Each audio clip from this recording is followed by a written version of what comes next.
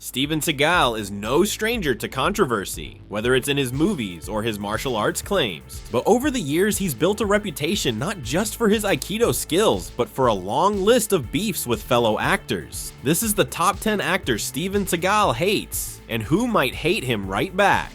Get down!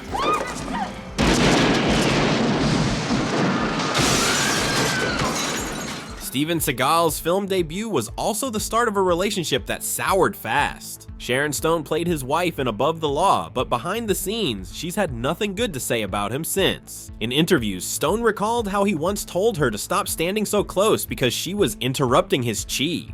Years later, Stone dismissed him entirely, saying he isn't worth the ink it would take to write about him.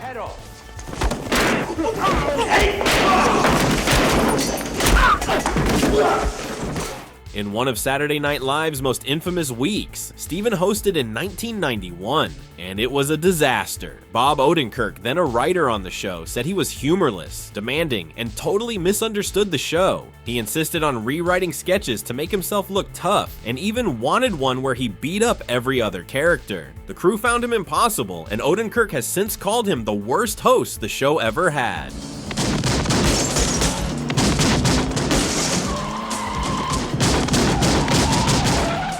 Liam Neeson redefined the action hero genre in Taken, but not everyone was impressed. Seagal threw some serious shade in interviews, saying Neeson can't fight and isn't a real action guy. For someone who starred in over a dozen gritty thrillers and had real boxing experience, Neeson didn't take that lightly. His clapback? I want to know who dyes his hair.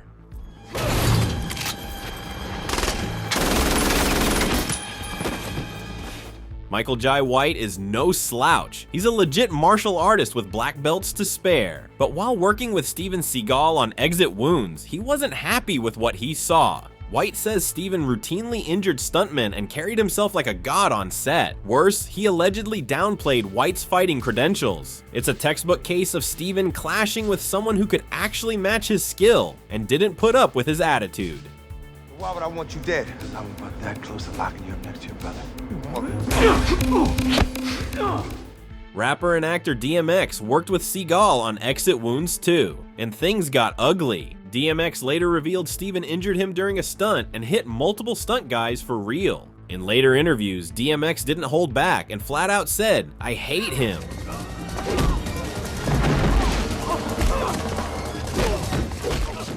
Veteran actor Brian Cox is known for his brutal honesty, and his thoughts on Steven Seagal are exactly that. After working together on The Glimmer Man, Cox wrote in his memoir that Steven is just as ludicrous in real life as he is on screen. He mocked his fake mysticism, calling it pretentious and absurd. He even joked that Steven walks around like a guru, but it's all an act. In short, Cox considers him delusional, and working with him was clearly not a highlight of his career.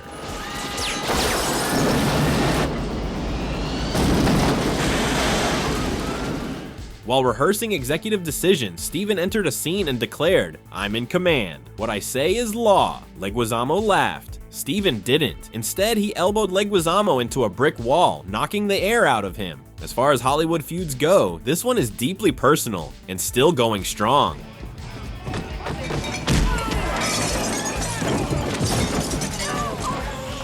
When you insult Rocky, don't be surprised if you get slammed into a wall, literally. That's exactly what happened when Steven supposedly told Stallone that he didn't associate with that kind of element. Stallone took offense and reportedly grabbed him and pinned him against a wall. They later buried the hatchet, but Stallone never forgot that ego. Years later, when asked why Steven wasn't in The Expendables, Stallone hinted that he didn't get along with the other guys.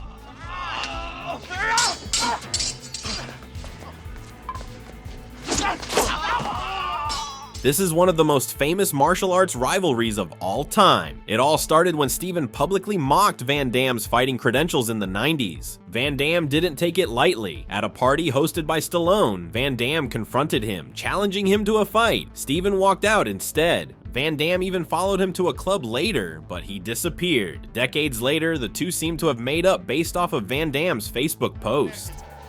No, mister! When Chuck Norris has a problem with someone, he doesn't raise his voice, but he makes it known. During a Dick Cavett interview, Norris was asked about Steven, and while he kept his tone polite, his body language said it all. He gave a diplomatic but telling response, but noticeably emphasized on Steven's not-so-nice character.